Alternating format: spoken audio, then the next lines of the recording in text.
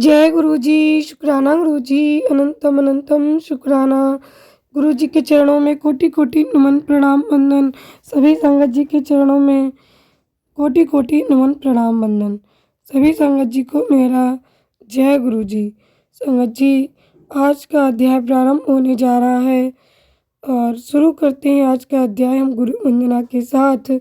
गुरुर्ब्रह्मा गुरुर्विष्णु गुरुर्देवो महेश्वरा गुरुर्साक्षात् परब्रह्म तस्मै श्री गुरुवे नमः। आज का अध्याय संगत जी सुनेंगे हम माता जी की बाड़ी में। चलिए बड़े ही प्रेम और ध्यान से आज के अध्याय का हम सभी श्रवण करें। ओम नमः शिवाय, शिव जी सदा सहाय। ओम नमः शिवाय, गुरु जी सदा सहाय। चलिए गुरु जी स्टार्ट करते हैं हम रुद्र सहनता का 13वां अध्याय। जय गुरु जी, शुक्राना गुरु जी। जो कैलाश के शिखर पर निवास करते हैं, पार्वती देवी के पति हैं, समस्त देवताओं से उत्तम हैं, जिनके स्वरूप का शास्त्रों में यथावत वर्णन किया गया है, जो निर्गुण होते हुए भी गुण रूप हैं, जिनके 5 मुख हैं, 10 भुजाएं और प्रत्येक मुखमंडल में 3-3 नेत्र हैं, जिनकी ध्वजा पर वृषभ का चिन्ह अंकित है, अंग कांति कपूर के समान गौर है, जो दिव्य रूपधारी चंद्रमा रूपी मुकुट से सुशोभित तथा सिर पर जटा जूड़ धारण करने वाले हैं, जो हाथी की खाल पहनते और व्याघ्र चम्र ओढ़ते हैं, जिनका स्वरूप शुभ है, जिनके अंगों में बासुक आदि नाग लिपटे रहते हैं, जो पिनाक आदि आयुध धारण करते हैं, जिनके आगे 8 सिद्धियां निरंतर नृत्य करती रहती हैं, भक्त समुदाय जय जयकार करते हुए जिनकी सेवा में लगे रहते हैं, दूसरे तेज के कारण जिनकी ओर देखना भी कठिन है, जो देवताओं से सेवित तथा संपूर्ण प्राणियों को शरण देने वाले हैं, जिनका मुखारविंद तंत्रता से खिला हुआ है, वेदों और शास्त्रों ने जिनकी महिमा का यथावत गान किया है, विष्णु और ब्रह्मा भी सदा जिनकी स्तुति करते रहते हैं, तथा जो परमानंद स्वरूप है, उन भक्त वत्सल शंभु शिव का मैं आवाहन करता हूँ।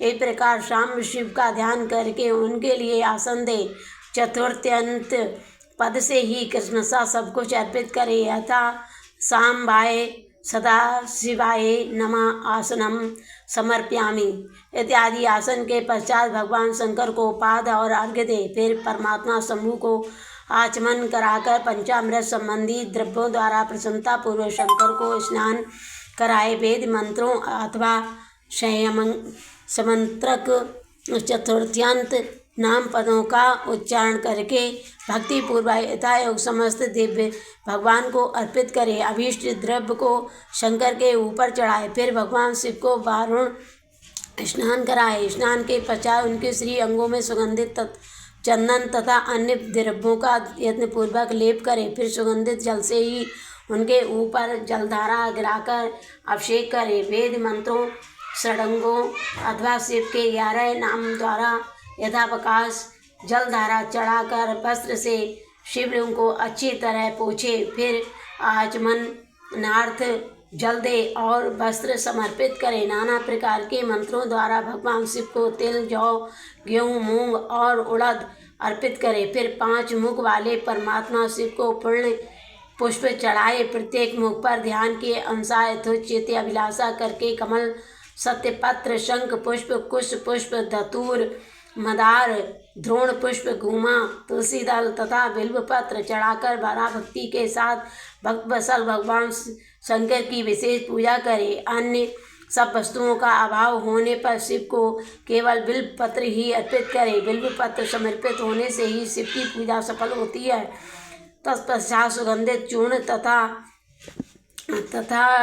सुवासित उत्तम तैल, इत्र आदि विविध वस्तुएं बड़े हर्ष के साथ भगवान शिव को अर्पित करें, फिर प्रसन्नता पूर्वक गुलगुल और अगरू आदि की धूप निवेदन करे। तदंतर शंकर जी के घी से भरा हुआ दीपक दे। इसके बाद निम्नलिखित मंत्र से भक्ति पूर्वक पुनः अर्घ्य दे और भाव भक्ति से वस्त्र द्वारा उनके मुख का मार्जन करे। रूपम देहे यशो देहे भोगम देहे चा शंकर मुक्ति भुक्ति फलम दे गृहेतु बार्घ्ये नमस्तुते। प्रभु शंकर आपको नमस्कार है। आप इस अर्घ्य को स्वीकार करके मुझे रूप दीजिए, यश दीजिए, भोग दीजिए तथा भोग और मोक्ष रूपी फल प्रदान कीजिए। इसके बाद भगवान शिव को भांति भांति के उत्तम नैवेद्य अर्पित करें। नैवेद्य के पश्चात प्रेम पूर्वक आचमन कराए। तदंतर सांगोपांग तामूल बनाकर शिव को समर्पित करें। फिर 5 बत्ती की आरती बनाकर भगवान को दिखाए। उसकी संख्या इस प्रकार है: पैरों में 4 बार, नाभि मंडल के सामने 2 बार, मुख के समक्ष 1 बार तथा संपूर्ण अंगों में 7 बार आरती दिखाए। तत्पश्चात नाना प्रकार के स्तोत्रों द्वारा प्रेम पूर्वक भगवान वृषभध्वज की स्तुति करे। तदंतर धीरे धीरे शिव की परिक्रमा करे। परिक्रमा के बाद भक्त पुरुष साष्टांग प्रणाम करे और निम्नलिखित मंत्र से भक्तिपूर्वक पुष्पांजलि दे। पुष्पांजलि दे। अज्ञानादित पूजादिकं मया कृतं तदस्तु सफलं कृपया तव शंकरम्। ताबक स्तद्गत प्राण स्ततवोचितो तोयं सदा मूल यते विज्ञाये गौरीश भूतनाथ प्रसीद मे भूमौ सख लिप्त पादानां भूमरे वल्लभमं तत्याये जाता पराधानां त्वमेव शरणं प्रभु। शरणम प्रभु। शंकर, मैंने अज्ञान से या जानबूझकर जो पूजन आदि किया है वो आपकी कृपा से सफल हो। मृण मैं आपका हूँ। मेरे प्राण सदा आप में लगे हुए हैं। मेरा चित्त सदा आपका ही चिंतन करता है। ऐसा जानकर हे गौरीनाथ भूतनाथ, आप मुझ पर प्रसन्न होइए। प्रभु, धरती पर जिनके पैर लड़खड़ा जाते हैं उनके लिए भूमि ही सहारा है। उसी प्रकार जिन्होंने आपके प्रति अपराध किए हैं उनके लिए भी आप ही शरणदाता हैं। इत्यादि रूप से बहुत बहुत प्रार्थना करके उत्तम विधि से पुष्पांजलि अर्पित करने के पश्चात पुनः भगवान को नमस्कार करें। फिर निम्नलिखित मंत्र से विसर्जन करना चाहिए। सोय स्थानम गच्छ देवेश परिवार युक्ता प्रभु पूजा काले पुनर्गुणाते त्वयाम गतम ते मादिराति देवेश्वर। प्रभु, अब आप परिवार सहित अपने स्थान को पधारें। नाथ, जब पूजा का समय हो तब पुनः आप यहाँ सादर पदार्थ अर्पण करें। इस प्रकार भक्त वत्सल शंकर की बार बार प्रार्थना करके उनका विसर्जन करें और उस जल को अपने हृदय में लगाए तथा मस्तक पर चढ़ाए। ऋषियों, इस तरह मैंने शिव पूजन की सारी विधि बता दी जो भोग और मोक्ष देने वाली है। अब और क्या सुनना चाहते हो? जय गुरु जी, शुक्राना गुरु जी। अब हम अपना 13वां अध्याय यहीं पर समाप्त करते हैं। जय गुरु जी, शुक्राना गुरु जी। ओम नमः शिवाय। शिव जी सदा साहिब नमः शिवाय। गुरु जी संगत जी, आज का अध्याय हमारा यहीं पर समाप्त हुआ।